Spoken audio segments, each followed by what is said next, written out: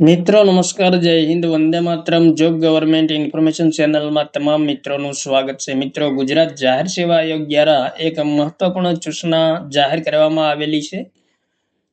જાહેરાત ક્રમાંક મિત્રો એ આપેલા છે. વિવિધ જાહેરાત ક્રમાંક સંબંધી અગત્યની સૂચના પ્રસિદ્ધ કરવામાં આવેલી છે. સંમતિ પત્રકની ડિપોઝિટનું રિફંડ સંબંધી અગત્યની સૂચના પ્રસિદ્ધ કરવામાં આવેલી છે. તો વિગતે જોઈએ મિત્રો.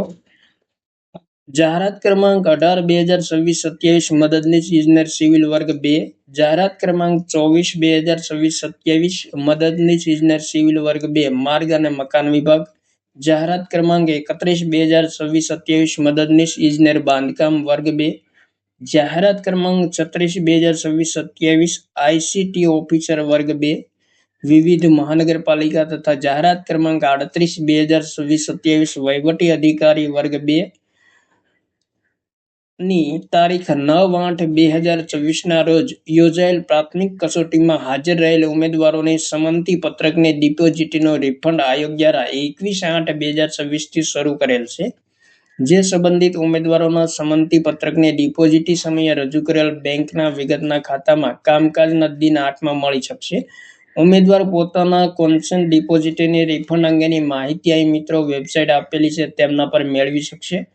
તો જે ઉમેદવારોએ એપ્લાય કરેલું હોય તે તેમના પરથી માહિતી મેળવી શકશે. જો કોઈ પરીક્ષામાં હાજર ઉમેદવારને કામકાજના દિન 15માં રિફંડ ન મળે તો ઈમેલ આઈડી મિત્રો અહીંયા આપેલો છે અથવા તો આયોગનો હેલ્પલાઇન નંબર પણ આપેલો છે, તેમના પર સંપર્ક કરી શકશે અને દિન 15 બાદ રિફંડ ન મળ્યાની રજૂઆત ધ્યાને લેવામાં આવશે નહીં. તો ખાસ મિત્રો 15 દિવસ બાદ ફી રિફંડ મળે ન હોય તો તેમનું કોઈ ધ્યાને લેવામાં આવશે નહીં અને 21/8/2026 થી રિફંડ શરૂ થયેલ છે.